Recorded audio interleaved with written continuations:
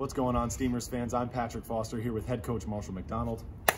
Following the week that saw your Steamers go 4-1 in TSL play, the first week in league play, welcome back to another edition of 'Tis the Season. Coach, you got off to a really hot start, 4-1, all started with a 15-2 victory over Greenbrier. How important was that victory in terms of the rest of the success you saw throughout the week? It was good. It was good to get off on a hot start and kind of show a little bit of dominance early on to give the guys some confidence. You know, the first time they played a game in a while, and to come out and do it that way really kind of boosted our confidence to take off the rest of the week. You see Houston Wright, who played in left field for basically the entire week for you guys, win the hitter of the week this week in the TSL. Talk about his impressive performance at the plate throughout the entire week. 609 batting average.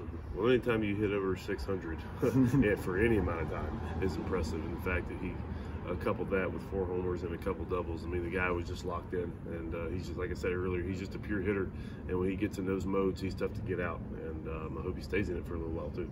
10 or more runs in 3 straight games. That doesn't happen with just one player having a good week at the plate. How important was it, and how impressive was this week at the plate for your entire group? What did you learn about your offense? The hitting can be contagious, you know, and we're not one of those teams where we're going to score 1 run for 9 innings. You know, we're going to have a 5 or 6 run inning, and it's going to be twice a game, hopefully.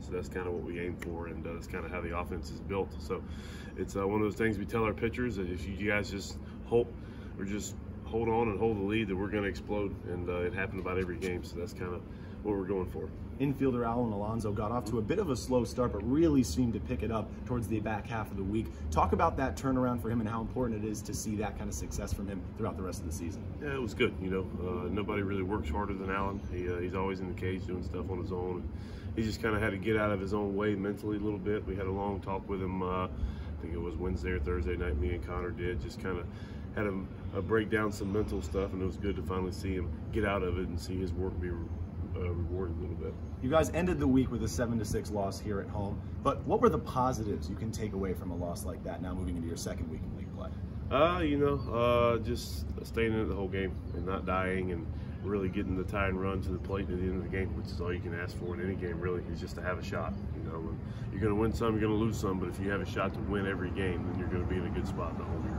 Talk about the pitching now. Aaron Copeland getting a couple looks in relief, picking up 2 wins on the week. Brett Folk with a win as well. We saw Daniel Willey with the start, Trevor Kirk with the start as well. What did you learn about your pitching staff this week, and who are the guys that really stood out to you?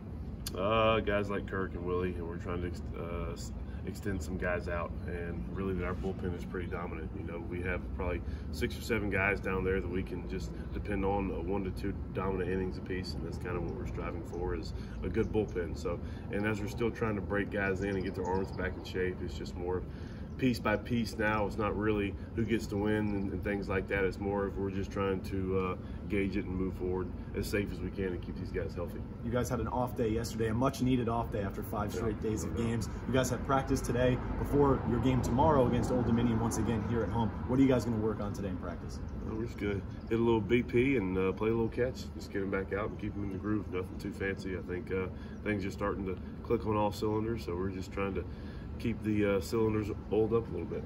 Lastly, Coach, you guys play your first game on the road on Wednesday. What do you want to see out of your club here at home in their last home game before starting their season on the road this week?